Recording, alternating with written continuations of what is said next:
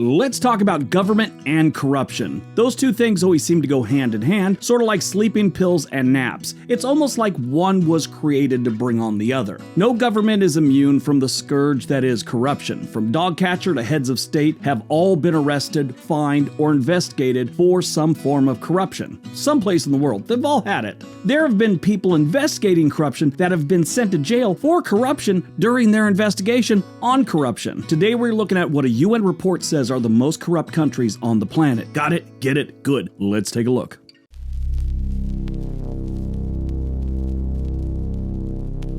Number 10, Nicaragua. This is Central America's largest country, and its custom officials have their hands out for every kind of bribe you can get, making it a paradise for illegal gold mining, logging, or whatever else you want to do, and the government's there to give it a nod as long as you got some cash. There are 7 million people living in Nicaragua, and their government is a little bit corrupt. It borders Honduras to the north, the Caribbean Sea, Costa Rica to the south, and the Pacific Ocean to the west. I've been in this country. A lot of heat, a lot of insects. The most common corruption in Nicaragua involves their customs department. They like to receive their bribes to allow certain goods into the country. And it's not just things coming into the country. They get a bribe to let all the illegal logging go out of the country. So it's like a double whammy. The loggers are bribing them to let them cut down trees, and then they have to bribe them again to get them out of the country.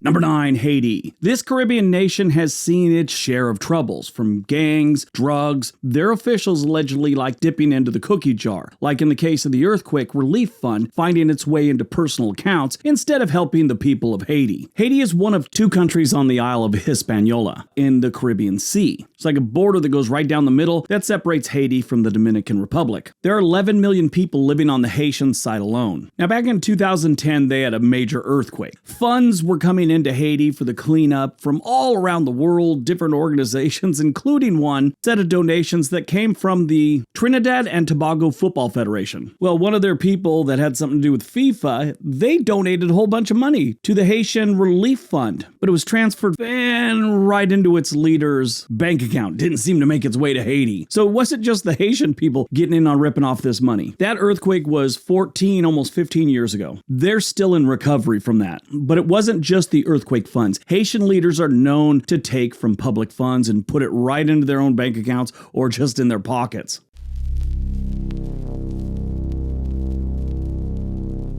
Number 8, Somalia. Somalia is like the Wild Wild West, with folks arming themselves to the T. This entire country is like a live-action version of Grand Theft Auto. If you don't know, it's just this game where you can just shoot people randomly and do all kinds of weird stuff, whatever you want to do. But this country has been in bad shape forever. Military officials like to pocket funds meant for soldiers and buy themselves property in other countries and things like that. It's been trying to get its act together since about 1991, but with militant groups in the mix, it's pretty much an uphill battle. This is a country of 17.6 million people, and it's like everyone in the country is for themselves. You have to protect yourself because the police and the military are non-existent even though they're there. And a lot of the money that does come into the country are from other countries trying to help them get it together. Army leaders in the country fraudulently gain funds by exaggerating the number of their troops. Some of the funds go to the military, very few, but a majority they do keep themselves. After the collapse of their last regime in 1991, Somalia entered a prolonged period of civil war and anarchy, leading to the absence of a functional central government for about 2 decades. Now, in 2012, the federal government of Somalia was established, but their authority is challenged all the time. It's never going to be better. Not in our lifetime. Number 7, South Sudan. This is the world's youngest country, and it's got its military running the show. And, that always works out perfect. Money laundering is just another day at the office for the officials of this country, making it hard for any real progress to kick in. They have almost 11 million people living in this new country that broke off from Sudan in 2011. This is also one of the poorest countries on the planet. With the military in charge, things are going to get weird, especially when they don't have to be transparent about their expenditures. And this includes the money they get in from other countries in the form of aid. Now, although South Sudan receives substantial international aid, its isolation due to ongoing conflict has limited effective international oversight and support for anti-corruption measures, so it's just going to continue to be corrupt. Besides the military running the show, resources and opportunities often are allocated based on your tribal or ethnic affiliation rather than merit or need.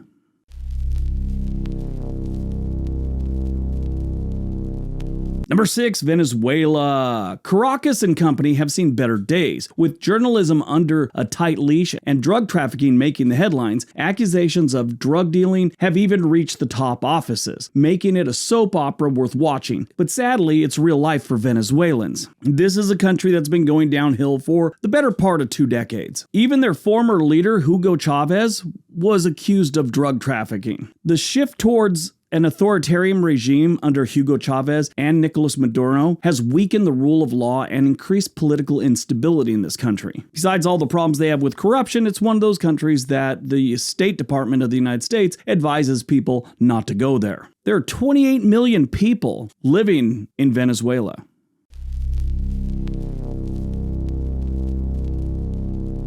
Number 5, Yemen. Yemen has been caught in a conflict that's basically torn this country apart. Their struggling economy is always on its last legs, and bribery is about as common as sand in the desert, where tribal loyalties trump all state laws. It's like no matter what law they pass, if the village elder says that's not how it's happening, that's not how it's happening. Yemen's economy is one of the poorest in the Middle East, heavily dependent on declining oil resources, which once made up most of the revenue for the country. They try and get investors in to, get more oil wells, whatever they need, and they find it challenging because they're in competition with state-owned enterprises. Tax officials usually extract bribes for everything. From every country that wants to invest there, from anyone that turns a dime in Yemen, the tax officials are going to pocket some of it. This country has 33.7 million residents, and they're not in good shape.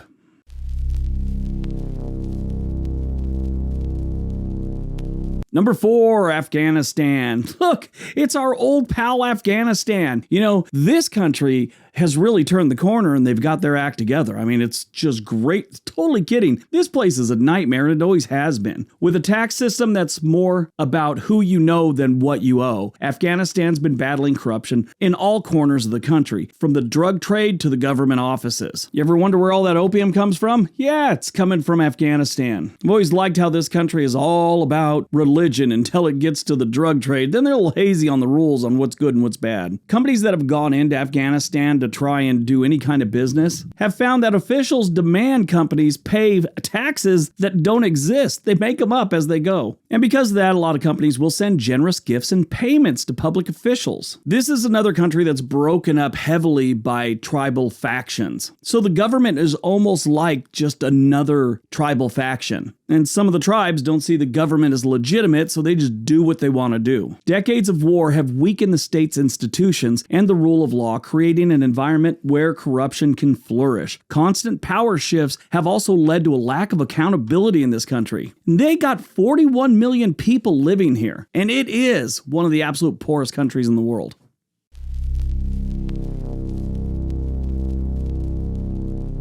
Number 3, Equatorial Guinea. This is a small country on the western coast of Africa. It's a small country, but it's got big corruption where oil wealth ends up in the pockets of a few, and power is about as concentrated as their famous coca. This is a strange little country. Now, it's very small, and it comes in 2 parts. There's the mainland part, and then there's a little island that's just off the coast, and that's where you'll find the capital. This is also not one of those African countries where you'll see like the open plains and the savannah. This is a jungle.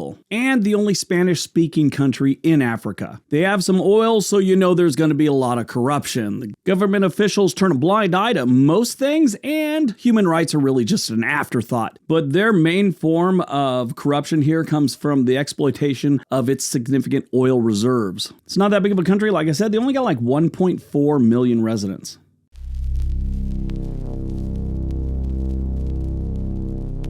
Number 2, Democratic Republic of Congo. Most people just call it the Congo. This country has a long history of corruption, and a lot of it has to do with the natural resources and the natural beauty of this country. Everything from tour guide to, president, they take a bribe here in the Congo. This country used to be called Zaire, or the Democratic Republic of Zaire, and they had a president from 1965 to 1997. I guess they don't have term limits there. His name was Mobutu, and his 30-plus years on the political scene was more about lining pockets than lifting people. His rule was characterized by kleptocracy, meaning he would loot the public funds for personal use. He also liked to block opponents from criticizing his rule. Now, these days, a lot of their corruption is based around their natural resources and global demand, particularly those critical for electronics and electric vehicles. The way the world's going right now, you know that's valuable. And the government officials that are lining their pockets know that too, so they can ask for a lot of money just for access to the country. There's over 100 million people living in this country, and a lot of them are living off the land. No help from the government.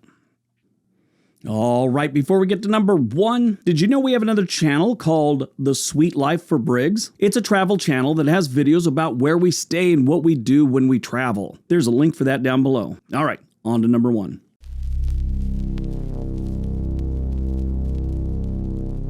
And number 1. Comoros. Comoros is an island country located in the Indian Ocean at the northern end of the Mozambique Channel, off the eastern coast of Africa between northeastern Mozambique and northwestern Madagascar. And it's just a little speck on the map. It's very small. They've only got 800,000 people living in the whole thing. The entire country is made up of 3 small islands. The economy of Comoros is one of the world's smallest and is heavily dependent on agriculture, including vanilla and cloves. The biggest corruption here was the Comoros passport sales scandal.